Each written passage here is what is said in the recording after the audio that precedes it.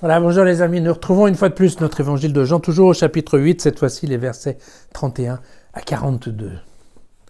Jésus donc dit aux Juifs qui avaient cru en lui, « Si vous demeurez dans ma parole, vous êtes vraiment mes disciples.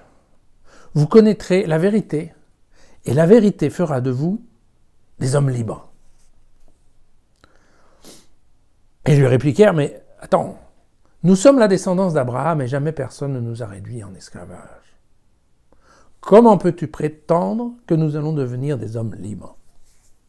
Alors Jésus leur répondit, en vérité, je vous le dis, celui qui commet le péché est esclave du péché. L'esclave ne demeure pas toujours dans la maison, le Fils, lui, y demeure pour toujours. Dès lors, si c'est le Fils qui vous affranchit, vous serez réellement des hommes libres. Vous êtes la descendance d'Abraham, je le sais, mais parce que ma parole ne pénètre pas en vous, vous cherchez à me faire mourir. Moi, je dis ce que j'ai vu auprès de mon Père, tandis que vous, vous faites ce que vous avez entendu auprès de votre Père. Et ils ripostèrent, mais notre Père, c'est Abraham. Alors Jésus leur dit, si vous êtes des enfants d'Abraham, faites donc les œuvres d'Abraham. Or, vous cherchez maintenant à me faire mourir, moi qui vous ai dit la vérité que j'ai entendue auprès de Dieu. Cela, Abraham ne l'a pas fait. Mais vous, vous faites les œuvres de votre Père. Ils lui répliquèrent, nous ne sommes pas nés de la prostitution, nous n'avons qu'un seul Père, Dieu. Alors Jésus leur dit, si Dieu était votre Père, vous m'auriez aimé. Car c'est de Dieu que je suis sorti et que je viens. Je ne suis pas venu de mon propre chef, c'est lui qui m'a envoyé. Voilà. Encore une fois, on rebat un peu toujours les mêmes cartes dans cette discussion. Alors, vous avez remarqué que ça démarre les Juifs qui avaient cru en lui. Donc, aussi étonnant que cela puisse paraître, en fait, il y a quand même un certain nombre de Juifs qui ont cru en Jésus. D'accord ? Et qui sont, il faut bien le dire, on verra ça une autre fois, je vous expliquerai un peu de qui est composé, en fait, qui sont composées les communautés de gens, les communautés johanniques, mais typiquement, ces Juifs qui ont quelque part, qui ont cru effectivement en Jésus, alors après, en le croyant en tant que prophète ou fils de Dieu, c'est déjà un peu moins sûr, mais qui ont en tout cas été séduits par son discours, ils sont là, ils sont complètement déchirés parce que nous sommes à une époque, l'époque où j'en parle, vous savez, commence vraiment à y avoir une guerre entre les synagogues et les chrétiens. Et donc, vous savez, quand on est juif, on reste juif, on est né juif. Encore aujourd'hui, beaucoup de juifs ne sont pas pratiquants. Mais si vous leur demandez, ils vous diront tous, mais je suis juif. Oui, on est juif. Et donc, effectivement, ils sont complètement déchirés entre, d'un côté, leur attachement à la religion juive, à la synagogue, et puis, de l'autre côté, bien sûr, leur foi éventuelle dans Jésus. Et donc c'est vrai, il faut bien dire, c'est pas très facile pour eux. D'accord ? Il y a souvent dans l'Évangile, on a trouvé, vous savez, cette comparaison entre le statut du fils et le statut de l'esclave. Je ne sais pas si vous vous souvenez, mais dans l'épisode du fils prodigue, le fils prodigue revient, vous vous souvenez, il a un peu la tête basse quand même, puisqu'il a dépensé tout le fric de son papa, et il fait amende honorable, et il revient, et il dit à son père, non, mais prends-moi comme esclave, hors de question que je revienne dans ma place de fils.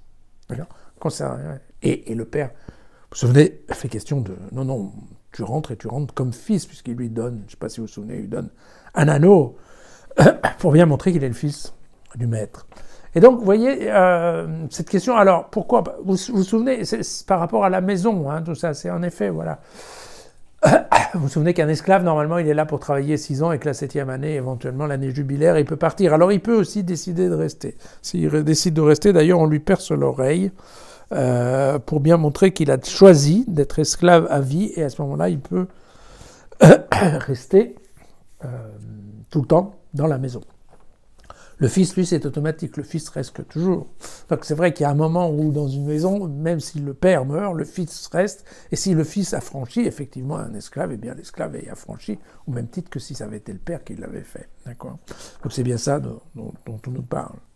Alors, ce qui est vrai, c'est que, voilà, dans ce passage qu'on voit, en fait, c'est la confrontation assez violente, en fait, entre deux conceptions ou deux types de monothéisme, d'accord? Puisque les juifs vous disent, mais moi je suis un vrai juif, et un bon juif.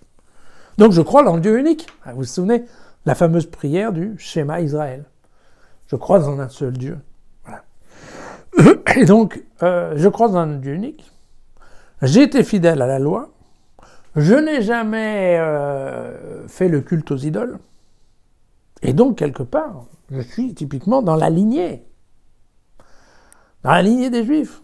D'Abraham, Moïse, Élie, et puis, bien entendu, toute la suite du peuple d'Israël.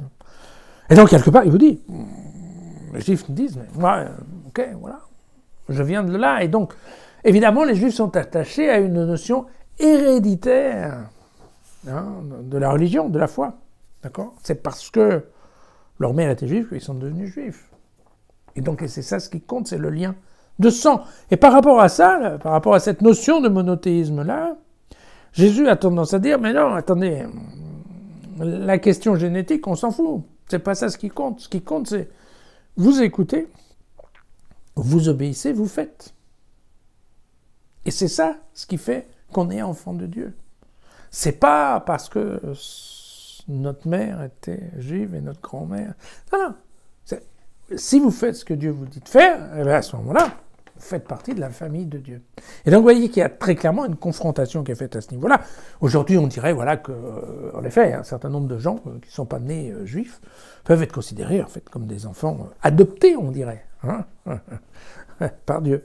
Voilà. Et donc, c'est ça, c'est ça, une fois de plus, la discussion aujourd'hui, et c'est bien l'idée, attention, rejeter le Fils, c'est rejeter le Père. Hein, donc, ça veut dire se condamner à rester dans le péché, dans les ténèbres, dans la mort. Voilà, hein.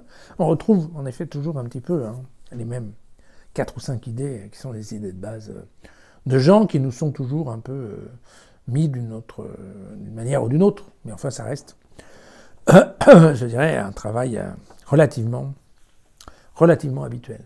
Voilà. Qu'éventuellement nous allons recommencer demain. À demain.